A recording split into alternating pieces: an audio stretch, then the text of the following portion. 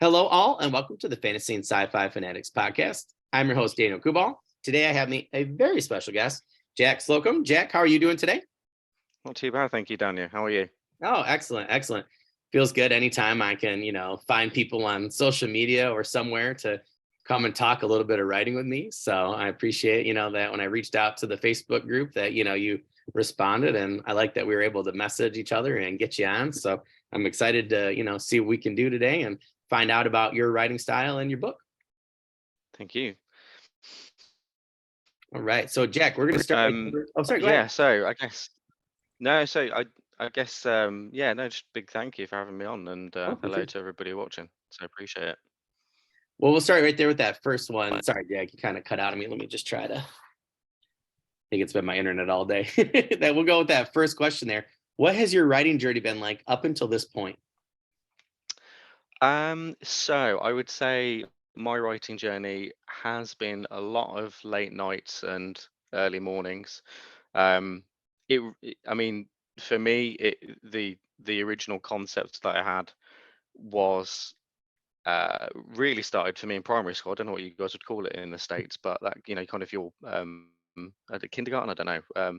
But kind of early school, and it was an Oh, art wow. project, and I had to make a mask. And Oh, I was making this mask of an ancient civilization, and I had this idea in my head of that I wanted it to kind of be something Atlantean, something old, but I kind of wanted it to have like a neo Aztec vibe to it. This is me thinking as like a 7, 8 year old. Um, but I had this idea of like it was Aztec, but it was kind of Roman, it was kind of Greek. It was something that kind of unified all these different cultures. And I remember very specifically making this mask, and looking at it, and the teacher was like, "What the hell is that you've made there?" And I was like, I think it's Atlantean. So I'm not really sure, but I kind of had this feeling. Um, there was something there. There was some kind of there was a civilization that came before, something like that. It was just kind of a gut feel, um, and that kind of idea stuck with me really. And I kind of I went hunting for kind of myths and legends, and I've always been interested in folklore mythology, and kind of pursued that when I was doing my archaeology degree, oh, cool. and it was it was a really kind of just a lifelong fascination. I kind of started making these notes, and I remember just being in some lectures, and one of the things I was doing my fieldwork experience was out digging in Eastern Europe, and we were studying this burial, and it was a Neanderthal burial. Um, so it was these three Neanderthals that were buried.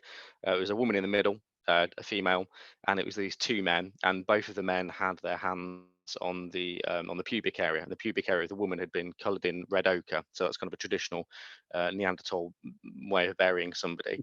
It's a hugely symbolic burial, and I was looking at it, I was thinking, okay, this is a really interesting relationship. What does it mean?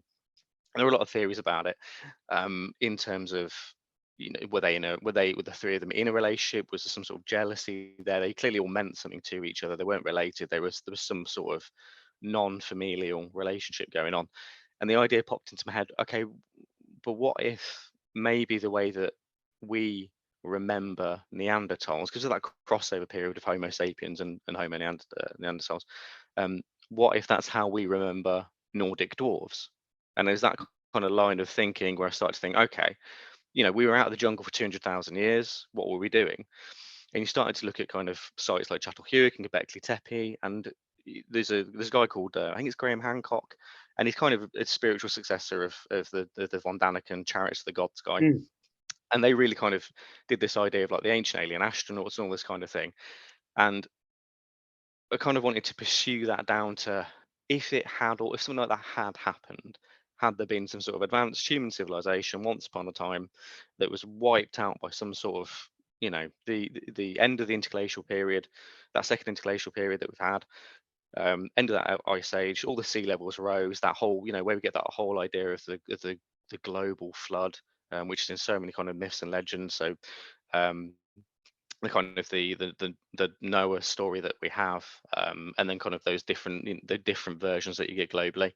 Yeah. Um, what if it what if there was some seed of truth there? So the sea levels would have risen after that, after the end of that ice age, and you've got to take all these things with kind of a pinch of salt. You've got to the archaeological establishment is moving at its own pace. They're academics; they have to be able to peer review and fact find and prove things. Absolutely, it's a scientific method after all. But then, there is this compelling evidence that maybe we don't have the whole picture. And I really wanted to go down the rabbit hole, and look at it. Okay, well, maybe, okay, let's say hypothetically there's an advanced civilization out there. So we know that our universe is about 13.4 billion years old. We know that there are star systems out there capable of harboring life about 7 billion kind of years into the universe's existence. So that gives any sort of sentient life out there that hasn't wiped itself out about a 4 billion year head start on us in terms of technology. And I started to kind of continue to really sort of tackle these ideas and what that meant kind of as a story. And something started to come out. I started to make sort of notes of it, of okay, well, what happened to that civilization then? It's not here anymore, it's disappeared, it's gone, and it's only sort of remembered through myths and legends. Why would these far more advanced beings that maybe came to observers and kind of uplifters in that sort of classic sci-fi um, story of a primitive culture that you uplift, what happened to them? Why did they abandon us? Why do we have these stories of the human fall, of the fall of humanity? How did we Yeah. fall from grace? How did we reject maybe this manifest destiny to reach the stars? Well, how did we screw it all up, basically? And I think that's a far more sort of compelling story. And then how would we ever get back there? So if that had happened and we Mm. were abandoned, or we were kind of put in quarantine from the rest of the universe, or they were like, these kind of, they're not, they need to be left alone for a bit, they haven't matured yet. How would we ever get back there? And so the the sort of writing journey for that was starting to flesh out those characters and really kind of research the world mythologies and kind of and trying to find those common links and start to make notes and pursue that idea, kind of, the if you had kind of dwarves as that Nordic dwarf idea, that mythological idea, if those were the Neanderthals, then what is that culture like? um and it went right down to kind of the magic system. So what is the most plausible magic system that I could think of? And so I started to research cymatics. So that's the science of how sound has a physical impact on matter. So you can, if you look at any cymatic experiments on the Chladni plates, you can see how sounds on those plates have geometric patterns, for example. Mm. And for me, that is, that was magic. There's a fantastic writer, a British writer called Alan Moore. I'm sure many of your audience will know Mhm. Alan Moore. Um, and he's a kind of a big advocate of this kind of idea that you speak, you utter words, and that is, it's magic. It's that whole idea of the spell. And so I started to, as I more pursued these ideas, I started to kind of map out the world. It kind of expanded from these seeds. Um, and what are the limitations of it? So it's always about, how do you limit that power? How do you control it? Yeah, How do you kind of not, you can't just have it free reign. You can't have kind of these titanic godlike figures walking yeah, among us, because it doesn't quite work. It kind of, it's the Superman problem, isn't it? Superman's a powerful yeah, character. So how do you limit that character? If you have that Herculean strength, then you have to limit it by the emotional kind of weight, and in his adherence to a set of principles and rules. Otherwise you end up with somebody like Homelander in the boys. yeah, It's yeah, very easy to give into yeah, that. And so it's always about limiting the power, limiting this vast technology, and wiping it out, and wiping it out so convincingly that you could have a culture like ours and look back and it's completely removed from the archaeological record, bar those sort of myths and legends. And so that's really where it began from. And I just started to kind of make those notes and craft out that story. And it ended up being this huge kind of monolithic meta story. And what occurred to me was that there was no real human element to it. There was no when you watch a war film, it's not about the politics and the strategy so much. It's actually about the human suffering within that yeah, yeah, story. That's why, when you watch something like Saving Private Ryan, it's a compelling story of a group of kind of um, brothers who are forced together into a situation. You're seeing it through their eyes, and yeah, that's what makes the story compelling. It's what adds that emotional gravitas and weight to the narrative. And so that's when I started to kind of figure out the characters and what was the human story in the pivotal moments. And kind of, I guess it's kind of that George Lucas problem of, you want to tell the Clone Wars story, but to Mhm. get people interested in hearing about that story, you kind of reference it and go, oh, your father, me and your father fought in the Clone Wars. It's like, was that what? I'm sorry, what? And you kind of go back to that 20 years later. That's kind of the ambition, the hope. But right now, you kind of need to tell the exciting bit. It's about blowing up the Death Star and kind of doing that. So as I started kind of zero in about what's the interesting bit of the story, And the interesting bit of the story where the narrative picks up is you've got this immortal king who is kind of the inspiration for biblical Adam. Hmm. Um, and you have this culture that has been, kind of, you have this semi-perfect utopian civilization. And then how does the first crack in that appear? So it's been around for 1,000 years. Humanity will be, hitting the stars within the next 1,000 years.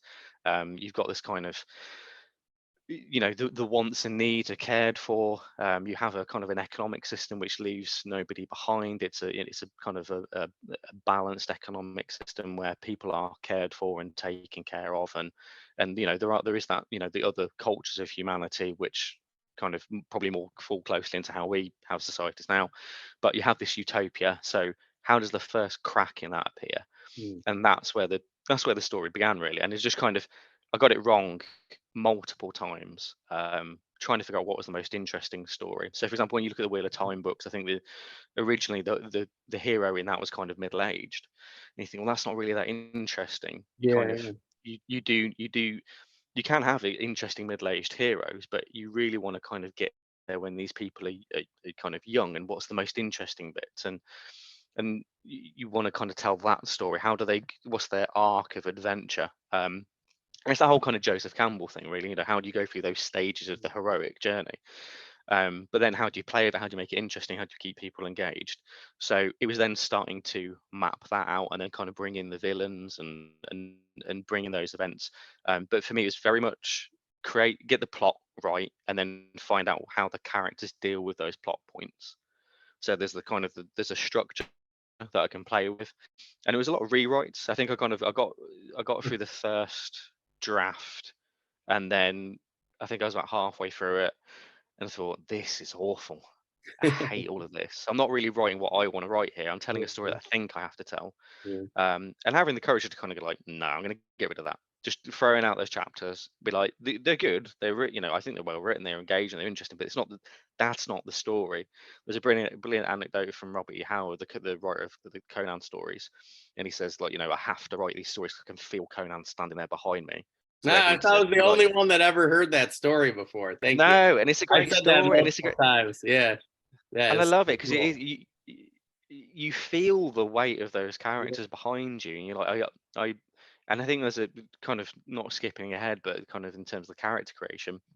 If you do have a living, breathing character, you start to feel like, well, I have to tell your story now. I do owe it to you as individuals. Yeah. Yeah. And you kind of wonder, is it the muse reaching out and kind of grabbing you, or is it the sort of, are you calling from something? There's some eternal story that you're sort of trying to tell, and you're just happen to be the vessel of articulation for that moment, Yeah. or is it all just voices in your head? Either way, hopefully, it kind of pays the bill, so who cares? But you owe it then. So it was graft, and I think that's one of the biggest things when you start to go on that writing journey. It is constant self-doubt, Mm. absolute crushing knocks to your confidence. You sort of, having a coffee break with somebody, and you go, I think I'm going to do this idea, and they go, that's awful, just don't do that, that's a terrible idea. You should do stuff with like explosions and like, transformers and stuff like that. And you're like, I think that's been done though. There's a reason So why Michael Bay is kind of, yeah. It was there for a while, right? And then people kind of lackluster after a while. So, I mean, going off on a huge tangent, I don't know what's going on in the Transformers films. I don't know if it's just because I'm old now, but I can't see. It's just like moving lights and metal. And I'm just like, I yeah. don't know what's happened here. I've lost the Yeah. thread of this. Shia LaBeouf was in here somewhere, but I've lost him. Is he still in it? I don't know. Bless him. So yeah, kind of, yeah, it was just graft. It's hard work and it is slog. And it is, I think Stephen King's kind of had the best bit of advice that I've ever heard. It's concise and beautiful. What did Shakespeare say? Saying, things in a concise, short way without wasting too much time is the source of wit, or brevity is the source of wit, one of the two. Um, but it was that writer's right. That's what Stephen King said, and Yeah. it's the graft. And Terry Pratchett, I don't know if you come across Terry Oh Pratchett. yeah, yeah, yeah. Um, and that kind of, he would kind of write just 200 or 300 words. He'd got a job as a press officer, and just even if it's 200 or 300 words and you've got it done, that's what it would be. So my day job is writing for kind of commercial stuff, but Mm. you'd come in and you're exhausted, like, yourself. Yeah. You kind of you write in the day, um, and you're exhausted by the end of it, and you just kind of like, "I don't want to do anymore. I don't want to write." And you think, I would, I'd love to just pour a scotch and watch some TV or whatever. And you think, no, I'll just get in there, and then you kind of start to feel the rhythm of it, and you kind of, Mhm. you're doing that whole kind of honor in the muse thing, and it's like by the end of it, you've written that 1,000 words. Like, oh, that was a good day. Actually, that was okay. That was all right. But you got to put the graft in, and it is graft. It's slog, and it's lonely, and it's Yeah. miserable, and it is hard work. But then you do get that one individual that goes, "This is not awful. It's not the worst thing I've ever read." And you go, "Thanks, mum," and you carry on writing a bit more. Um, so yeah, is that, yeah, I think that's for me, that is been very much the journey, slog and hard work and self doubt. But you get there in the end, and you just have to persevere with it. And the rewards are, if nothing else, you've told the story in you, and I think that's really important. We are storytellers by our nature. It's how we've communicated ideas and knowledge throughout the ages, and I think that's Mhm. incredibly important. And I think if you at least do that much, then that's a really great personal achievement. So yeah, I guess that's kind of been the journey that I've gone on. Yeah, just slogging away at it, chipping away at the marble, hoping there's an image in there somewhere. Yeah. Speaking of Conan, at one point, I love Robert E. Howard. He forget what book it was, but he says one of the older guys is talking. He's like the long lonely walk, and I used to have this long lonely walk from the commuter lot in Michigan State when I stopped living on campus after my senior Mhm. year, and I had an extra like whatever like year worth of courses. All of a sudden, they're like, "Oh, you need all these," and I would literally walk like 2 miles in the snow to class and then back, and I would listen to Yeah, music or something. But I would just say that I read that year, and I was like the long lonely walk. And then once I picked up writing again, I was like, God, this is the long lonely walk. Like no it matter, is. no matter what, if you're in a writing group or no, it really doesn't make sense. Even as a co-author, you usually do some writing and come back and then you do it together. It's like it's a very lonely profession at times, which is nice to get to talk to other writers about it and feel like, yeah, that's how it feels.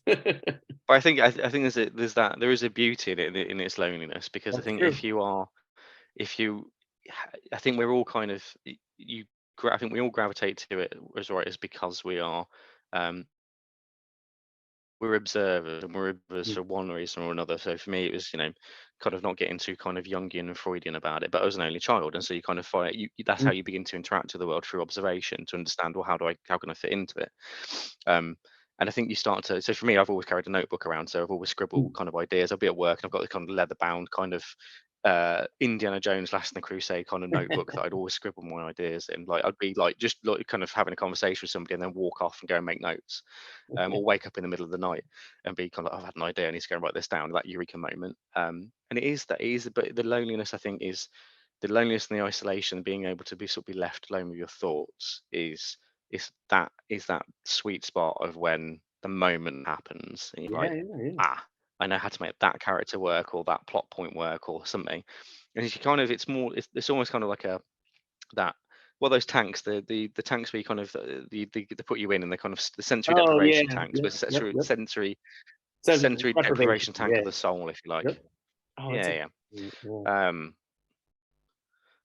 So yeah, I mean, yeah, I think that's how I feel about it. I think that's the journey. I think you kind of have to deprive yourselves of those things, and it's the grind and the slog, and you keep chipping away, and then eventually you start to see those little glimmers of gold, and it starts to flow, and you improve in your craft as well. So Yeah. yeah, I guess uh, that would be my journey, the slog and the grind, and there's occasional epiphanies. I like that. Slog in the grind, occasional epiphany. That should be a t-shirt by far. Yeah, that's a good one. So for the second one there, that was a great answer, by the way. For the second one there, what genre or genres do you currently write in and why? Um, I I would say it's fantasy science fiction, in that kind of Gene Wolfe style, but Oh, I think I think I don't think you have to rigidly be, I am fantasy, I am oh, for sci-fi sure. or horror. And I think Yeah, actually, y- when you are telling a story, there's natural moments where it's comedy, yeah, yeah. um, or it is horror. So I like to have a lot of comedy. Romance. Yeah, right, absolutely romantic. For me, it's kind of the, painful and requited loves, or kind of that lustful tension, that sort of stuff. Or just kind of there's a going back to that Neanderthal example. There are characters in my book, and they are married to each other, the three of them, and they raise a family, and that's just their culture.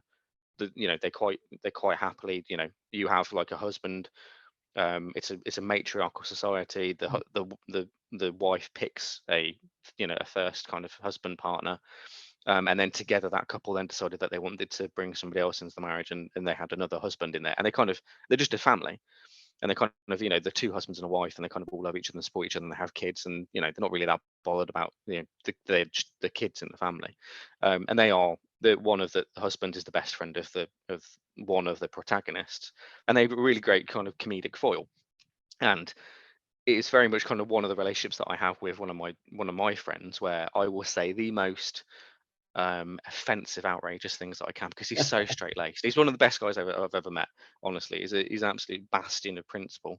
Um, but I just find myself baiting him and kind of winding him up. I'm trying to say the most disgustingly unhelpful or grotesque things that I can do, and winding him up and annoying him. It just brings out, like, we go back to being like 11 or 10 years old as soon as we're in each other's company. And I can't help myself. I just kind of, it's just how our particular friendship Yeah, works. yeah, And yeah. so there's that element of comedy in there, kind of, because I know he knows that what I'm going to say. He knows I'm going to do something, or I'm going to get that naughty glint to my eye. And so I think when you're kind of doing genres, you don't have to, like, I think you can do that whole sort of stereotypical fantasy thing, and it's almost like Thor in the Marvel films, where you kind of like, going, yes, verily I shall. It's like sort of like mock Renaissance Shakespearean English. That nobody ever spoke in, as far as I know. I don't think anyone in the UK ever spoke like that, but I might be wrong. Um, but it's kind of almost hilarious and funny. But then science fiction doesn't have to be all kind of like cool cyberpunk or matrixy or whatever. Um, and I think people like Terry Pratchett, going back to him, he was quite he's a great he understood the motifs and kind of the rules of fantasy so well that he could send them up.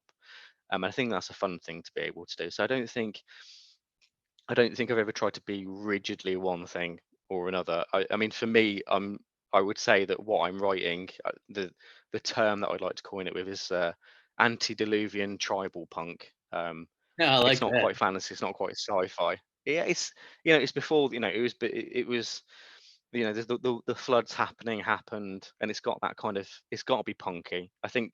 Um I think there's that natural kind of British kind of cockiness, because we don't really like authority. We have these weird institutions like the monarchy, where we kind of have authority, but we don't really like it. And as soon as you have authority, I think British people naturally kind of want to rebel against it. We can't help it. And then we did, and we ended up with America. So well done us, I think. You're welcome. No, I'm joking. Your But fault. that's the kind of, This whole mess is your exactly. It was fault. the ultimate act of rebellion, was it? We're going to go start our own country then. We won't have any monarchs. Thank you very much. No taxation without representation. Off your pop, monarchs.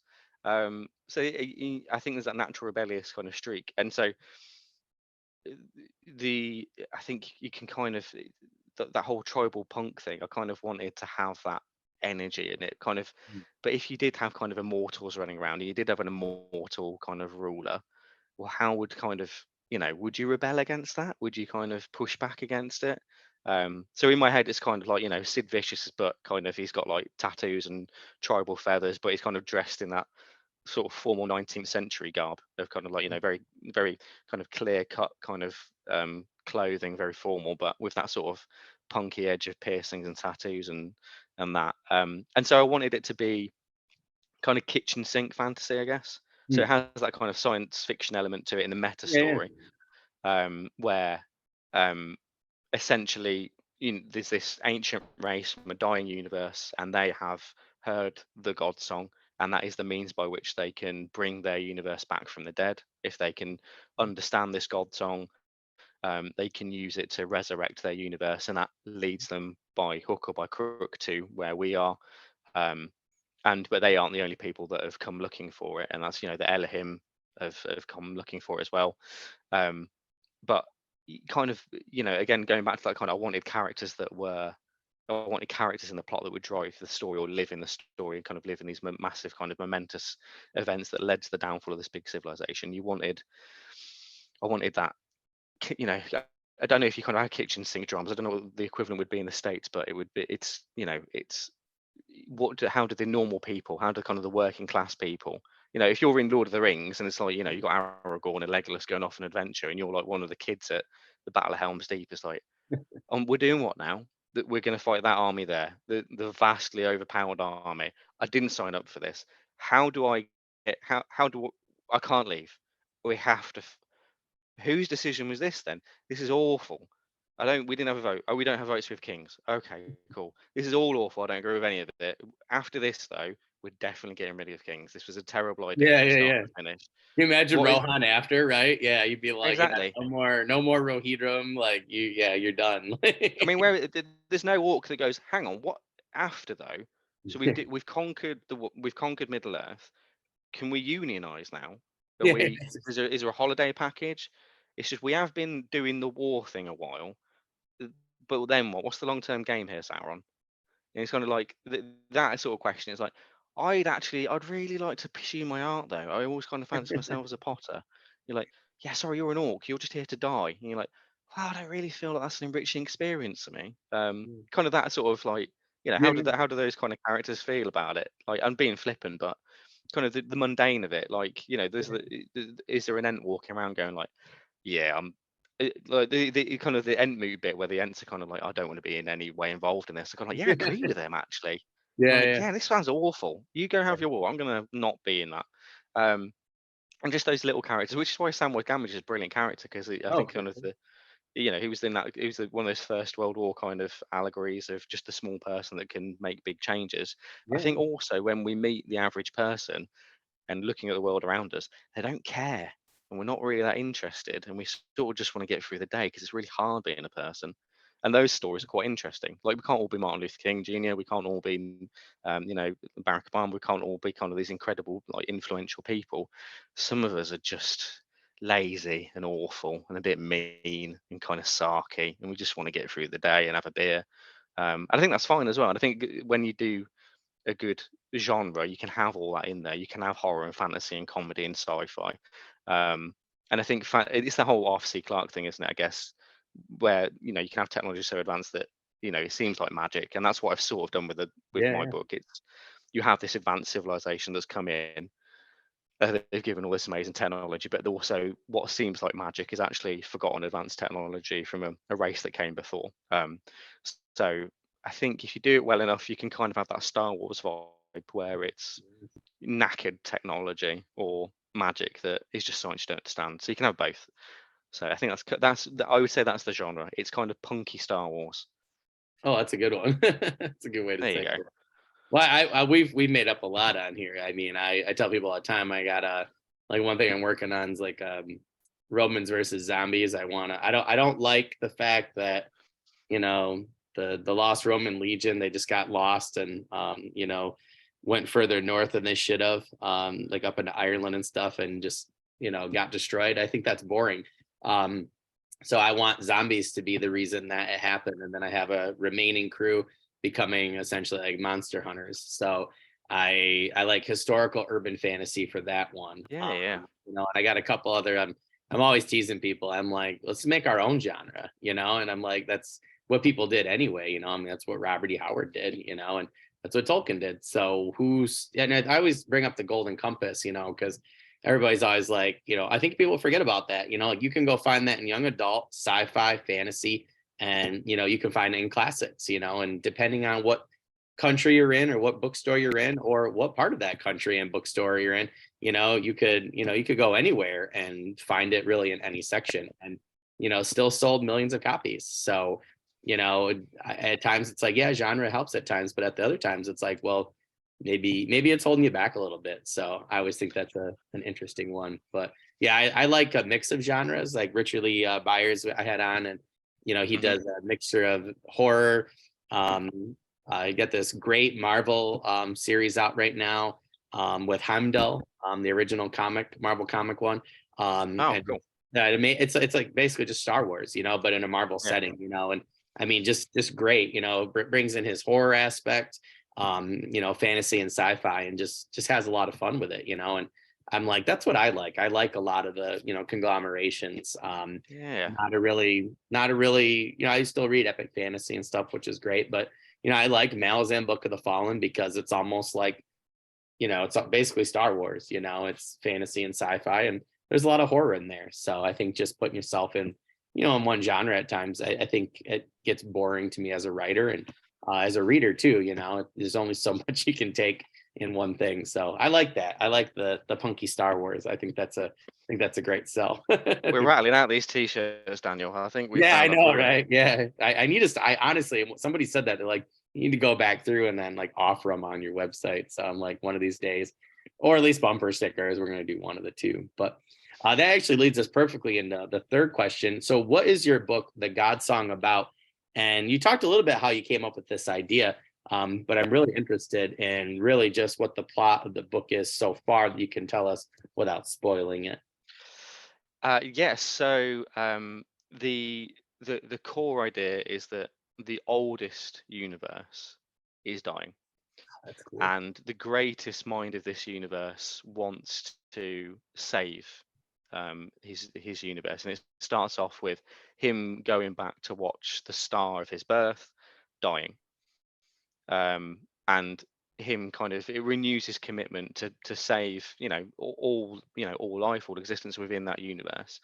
And he is working on the theory that each universe, and it kind of ties into where we are with physics at the moment, that maybe it was a vibration, a disturbance of sound Oh, that's that cool. created that caught, and it's the idea of like, when you look at mythologies and kind of also, Genesis, God spoke the word, and it's that idea of magic and Yeah. cymatics. It ties back all into that idea of cymatics. um, that there was a single creative utterance or word or song or vibration or whatever you want to call it, and that's how it came to be. And he believes that if he can find that and he can understand it and if he can manipulate it, then he can do something where he can save his universe by manipulating that God song. That's cool. Um, and so he, he's kind of when I say he's the greatest mind, he's revered as almost a godlike being. So you're kind of talking like we have solar panels, or he has black hole generators. Mm, That sort of level of advanced technology. We're talking like Dyson spheres and then some. There's nothing that he cannot do. mm, He basically kind of he hears the faint whisper of this God song. Somebody in another universe, one of the younger universes, has experimented with the God song, and for a flicker of a moment has realized it. And so he shuts down like whole planets and galaxies within his universe to amplify his listening equipment.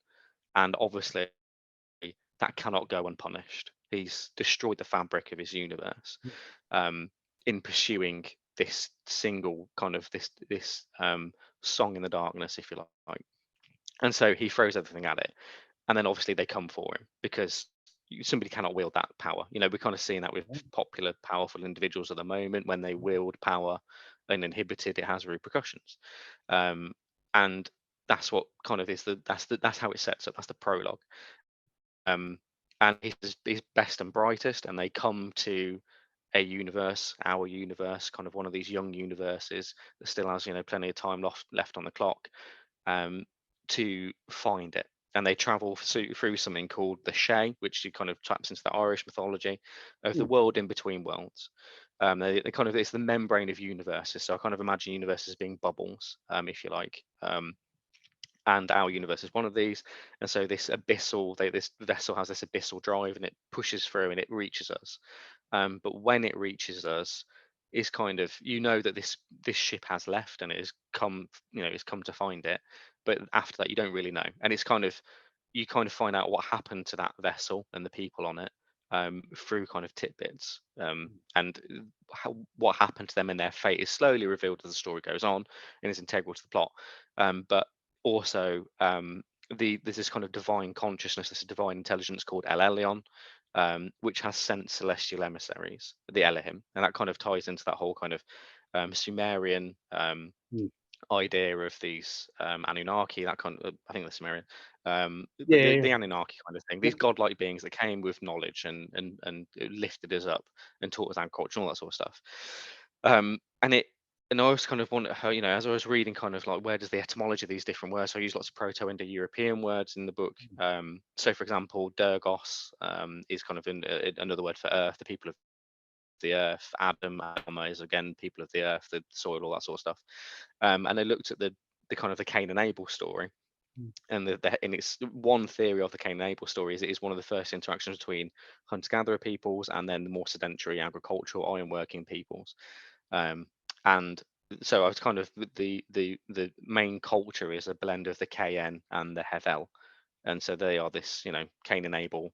That's where the story comes from. It's an allegory, the brothers actually an allegory for these two people that combined under the Sarim, which is the name of this immortal ruler, and the Elohim have kind of built this Hugh Ferris-like metropolis, where the citadel that there's an Elohim citadel that sits at the heart of this city, and it's kind of for me the aesthetic, the vibe is kind of imagine 1920s New York, but there were these 7-8 foot golden beings walking around, and this kind of mammoth pulling carts, and it's that kind of aesthetic and vibe to it.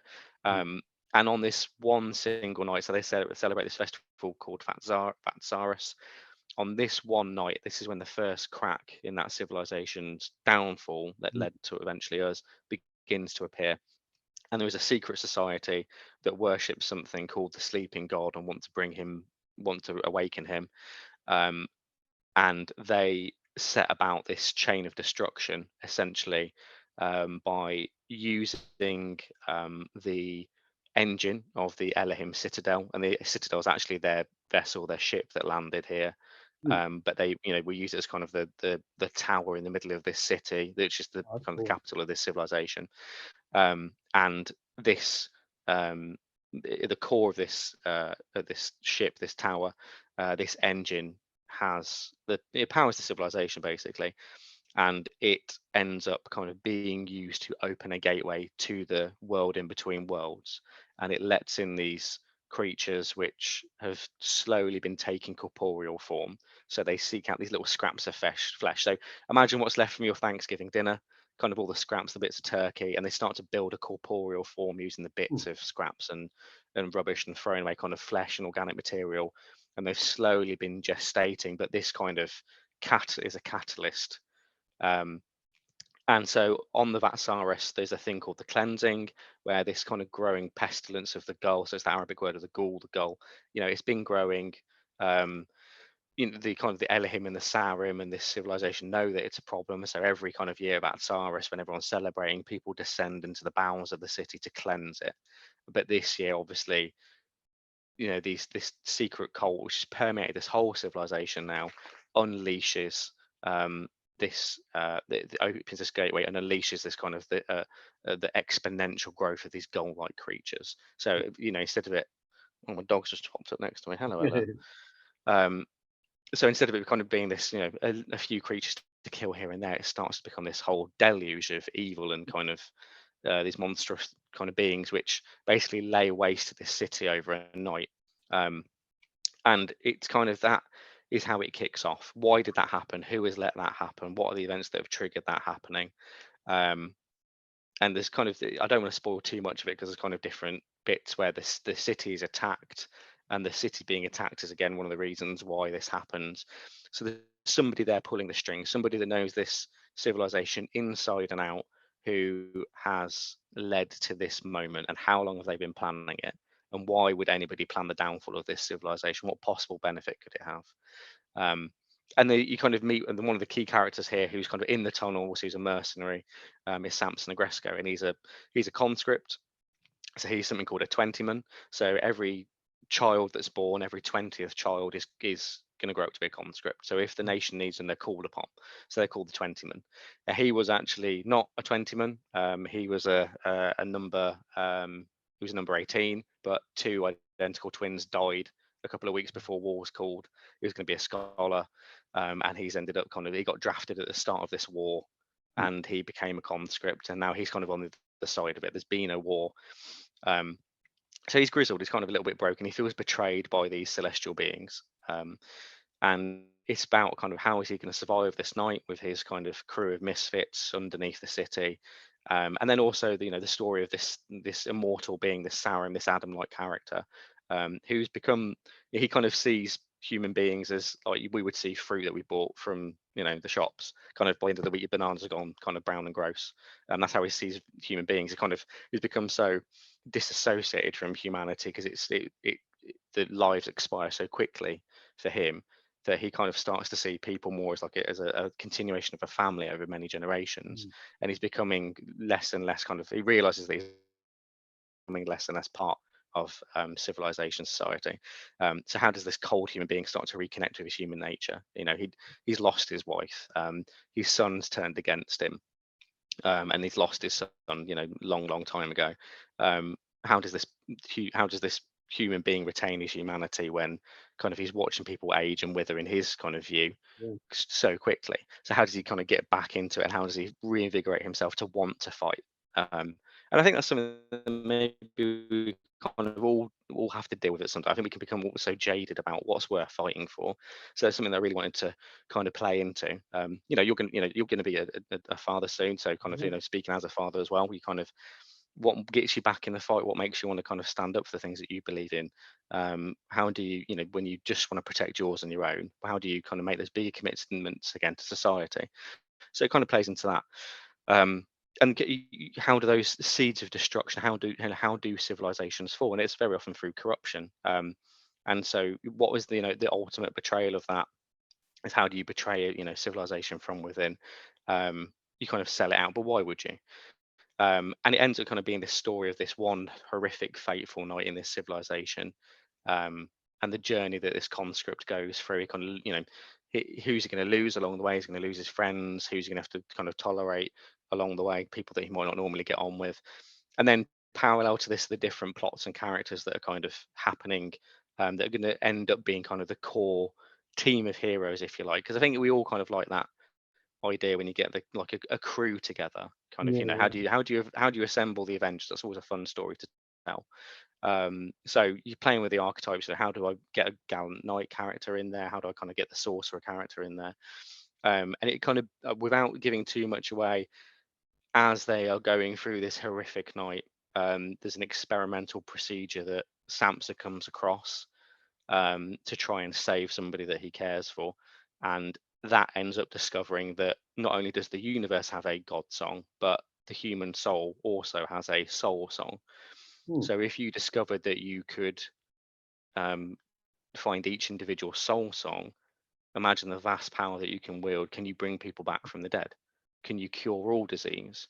So there's one of the characters in there called Nostro Leothoth, and that's also is his journey of, he gets these incredible powers, um, potentially, and how is he going to use those? Who's he going to use those for?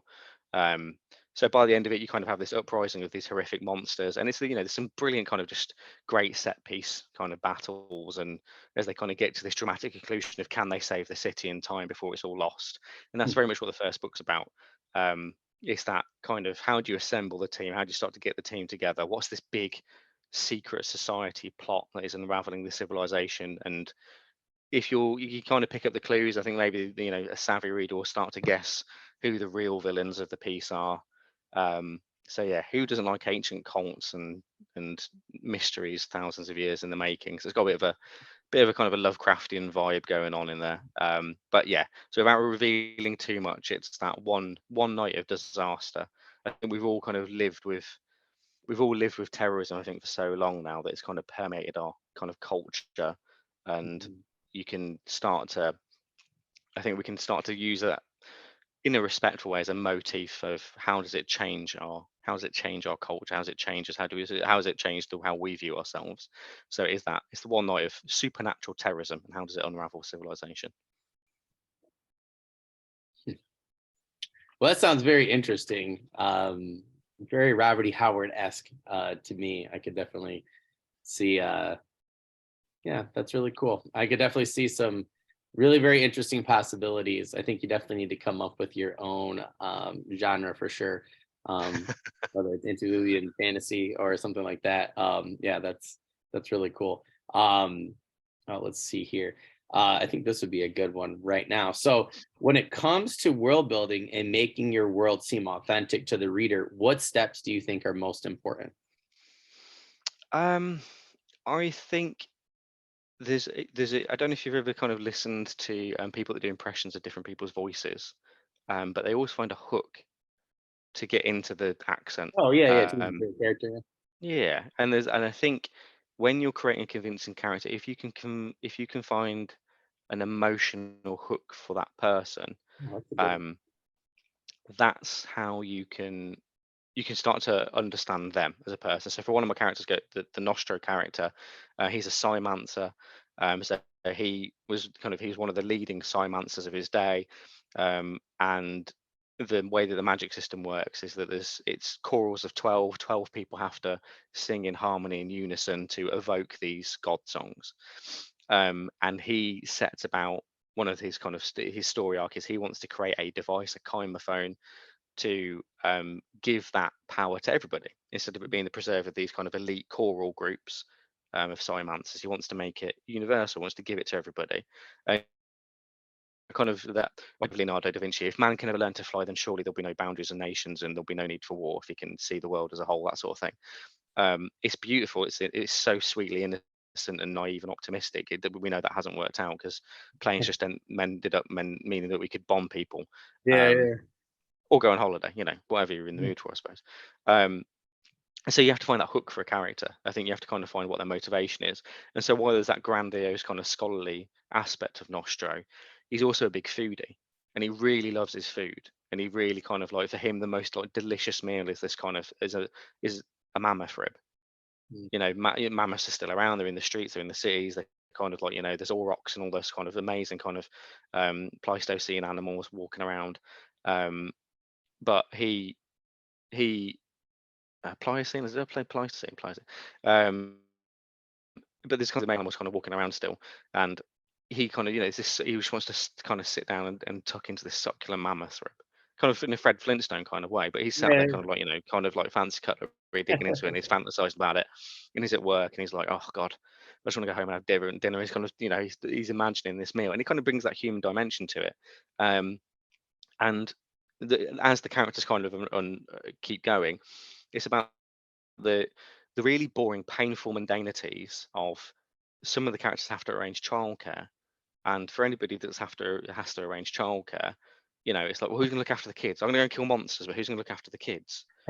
And you kind of start to, and then it brings up these interesting conversations, and you kind of when you're watching programs, it's like you kind of watching these programs like kind of the heroes and stuff. It's like, I wonder what their mum's thinking right now. Like, what are you doing? Whoa, whoa, whoa! Trying to save the world? I don't think so.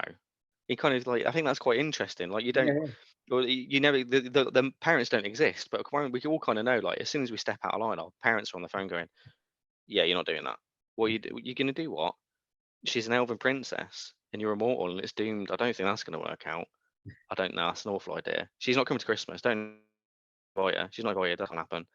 That's sort of how it's that kind of vibe to it. How do you kind of get those comedic but also kind of like painfully mundane things in there, and those are actually when you start to realize the characters, because I think it was like the whole 24 series mm, with I can't remember the actor now, but yeah, I know. the Jack Bauer character. Yeah, yeah, yeah.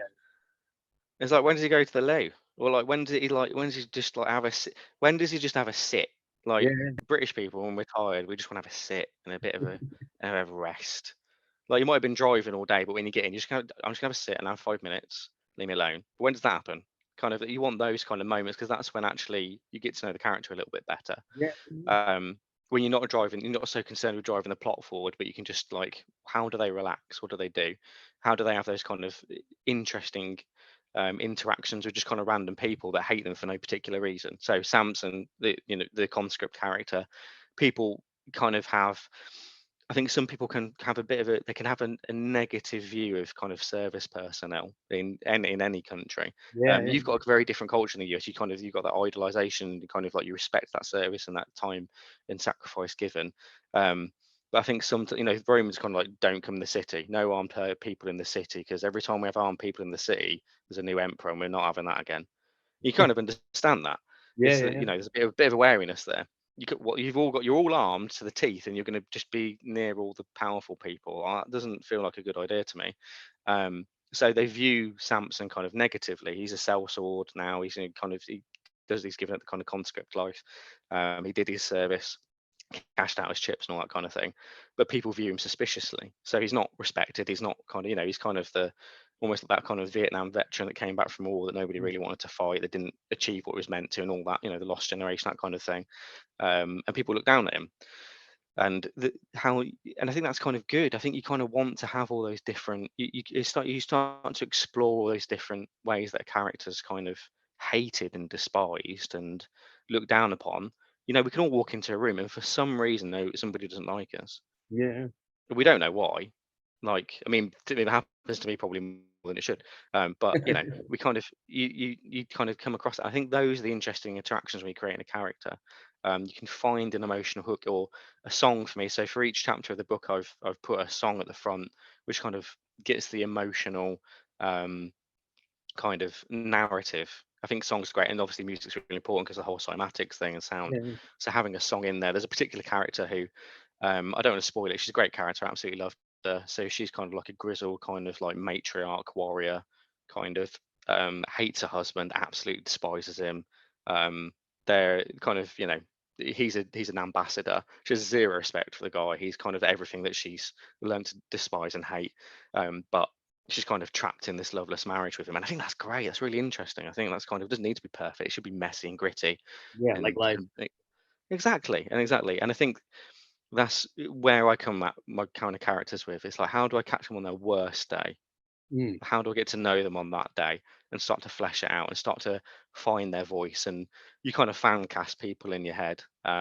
Oh yeah. And I think if you kind of go down that route, you can see they start to then take life of their own, like the whole Conan thing, where you can feel their presence in your head. Um, and I think that's the most genuine way of creating a character. Just kind of spend time with them, get to write loads of stuff that you're never going to actually write in your book, and just write like kind of how what were the what are their parents like? How do they get on with their mum? That's the kind of how do they get on with their dad? Do Yeah. they want their dad's approval, or do they hate and despise, and do they rebel? Who's their best friend at school? Do they go to school? All those sorts of. I think you end up as a writer just writing reams and reams of stuff that you never will ever use, and that's absolutely part of the craft. And just being content with being able to abandon all that stuff because it's all background, and I think that's all great stuff. Mm. So yeah, that's how I go about my character creation. Think about on the worst day and go from there. Mm. That's great advice. I've not done that. That's really good advice. What is one thing you want to see come out of your writing in the next 10 years? Oh, apart from a disgustingly successful Netflix series and a I like tie-in that. video game, yeah, I don't. Genuinely, I think I'd like people to get it. I think I'd like people to get the story. I That's a think it's good that one. kind of it's the egotistical thing of I'd like it to be somebody's favorite book. Yeah, yeah, yeah. Um, that would be amazing. I think if it meant if somebody read that book and went, "Oh, this is my book. It was written for me." So my favorite book is The Mask of the Sorcerer by Daryl Schweitzer. I think I'm saying his name Mm. correctly. I love that book. Adore it. It's like Harry Potter, but kind of um, set in ancient Egypt, kind of, but not really. It's got a kind of ancient Egyptian vibe to it. It never really says, Hmm. um, and it's kind of it's bloody and horrible and betrayal, and I love it. It's a beautifully written book, gorgeous, You can check it um, out. really good, really good. Doesn't get enough. It doesn't get enough praise. I have no idea why it's never been made into a film because it's absolutely gorgeous book. Or anything written by Clark Ashton Smith. That's never really had the same kind of Lovecraft and Howard have got that broader commercial appeal these days. Yeah, yeah, Lovecraft's very in vogue, especially with Guillermo del Toro and kind of Cabinet of Curiosities and that sort of stuff. But yeah. Clark Ashton Smith was kind of slightly more worldly wise, slightly more scholarly, slightly more. I would say he was kind of the more Oscar Wilde of that Uh, particular trio. Beautiful use of language, and uses some amazing words like orichalcum. I mm. love that word. It's a mythical metal, and it's like I've Yeah, never yeah, seen yeah. that word before, and it's gorgeous, absolutely lovely word. And so kind of um, yeah, that kind of popped into my head as something that you would want to aspire to. But I would love to see it as an animated series. I'd love to see it as a film, kind of That'd with be my cool. soundtrack. Yeah. I'd absolutely love that. Something that, if one day could happen, would be amazing. But yeah, for me, it would be able to tell the rest of that story. So I've got plans kind of to take it up to the modern day and Oh, really that's sort of see the cool. end of our universe. And kind of unpick some of those other myths that I love. I think one of my favorite myths to tackle is where do vampires come from. Oh, it's a good Um, one. it's a Britain, and there's so many different versions. There's whole kind of, the curse of Cain and all that sort of thing. Mhm. So I've got a version of that that I'd love to be able to tell, um, in that universe. But I Oh, also there's a really interesting bit where those characters that, it's set 20,000 years ago. Um, I felt like it was a decent amount of time for a civilization to fall and be forgotten about. But some of those characters, I think if it depends how well the people have been listening to what I've been saying, but if they could probably put two and two together, some of those characters managed to cheat death and are around today, and there's some clues in their names. So how are they operating in this world of ours today? Where are they? Are they hidden around? that's And cool. what are they getting up to? So to be able to tell the whole story really, which I think isn't too terrible a thing for a writer to want to do. No, yeah, not at all. That's super cool. Well, now I need an animated series myself. I had not considered that. That to me sounds really, really cool now. And with what they did with Vox Machina, and then on Amazon Prime, and then I really liked the Masters of the Universe Revelations. I just loved what they did with the show. I mean, just amazing, amazing characters, voices. I mean, the everything they did with the first two seasons, I Mm. absolutely ate it up. It actually got me back into Castlevania, and some Oh, Castlevania, I love that. yeah, Enjoy that. yeah. So yeah, it was really good. So I'm gonna have to definitely add that myself now. That's super cool. Oh man, yeah, the vampire one, like I really struggle with that one with my urban fantasy, Yeah. and I was like, you know what? I came up with a thing, and I was like, I all of a sudden it just like, yeah, it was like I was by myself, and I was like, how do I solve this problem where everybody's done this and that? And I was looking at different mythologies, and I was like, I just didn't really like anything. And finally, I was like, what if they were from a different dimension? And then some of them got stuck here. So that's actually what I ended up going with. But it was, there was so much cool stuff, particularly in mythology and history, to use. And I was like, I want to still be able to use all these things. So, I just was thinking about it, and I was like, oh, I'm going to do that. And it kind of like came in. But again, though, I was writing and I was slogging and it was crap. And finally I came to, a couple of good ideas and put them together. So I think again, that is really good advice. And the t-shirt will be forthcoming. So if we make any money, we'll just split it or whatever. So There we go. towards, editing costs and animated series like that. Get that star casting that we want. I think if we were going to do an animated series, Matt Berry, I Oh, would. If we get great. if we get Matt Berry in there, so we've just got the new series of What We Do in the Shadows over in the UK now. So I've just started watching that. My girlfriend turned around to me this evening and went, "You're quite a lot like Laszlo." I was like, "Okay." She was like, "Because there's a bit where he's like knocking on the wall to find the sound, and Yeah, yeah, she's like, yeah. that's exactly what you do. You just punch a hole through the wall, and then you wouldn't find it, and then you'd keep going." I'm not sure whether it's a compliment or not yet. So I don't know if she meant all of his characteristics, in which case I don't know. Maybe need to have a word with myself, but Yeah, yeah, yeah. yeah, there we are. That is awesome. Well, that's awesome. Well, Jack, do you have any news updates, current projects, or anything like that you can share with us before I let you go tonight? So, depending on how much people do enjoy the first book, two and three are in first draft. Oh, that's awesome. So, You gotta so come by, hopefully, check, look, and then review it so we can get 2 and 3, guys. Okay. there we go. There's a big old plug, isn't there? It's all on you. It's all on you, ladies and gentlemen at home. Phone in now, we're at 100, Really make is. it happen. Um, yeah, so I very much want to continue telling the story. And then yeah, a couple of other ideas. So some other stuff where I would quite like to do a story of starting the research phases of a story about a priest in Cuba, kind of working in the CIA and kind of his misadventures. That's kind of a That's cool. non-fantasy story. That's cool. Um, and then I've just started planning out book 4 of the kind of the whole that other series. So Kind of, it started off with an old guy sat in a bar that he owns, and somebody walking in I who's like kind of got a that. neck wound, which is kind of going in that vampire story. Oh, that's cool. But I'd love to do an animated trailer, so I've written the script for kind of a very short animated trailer. Oh, cool. And yeah, hoping I need to find an animator. So if there are any animators watching, give me a yell. I can't pay you in money, but I could pay you in kindness.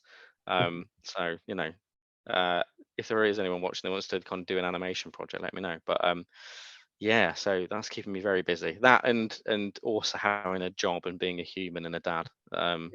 So there you go. That's probably a full play, isn't it? Yeah, yeah, yeah, yeah. Definitely understand that.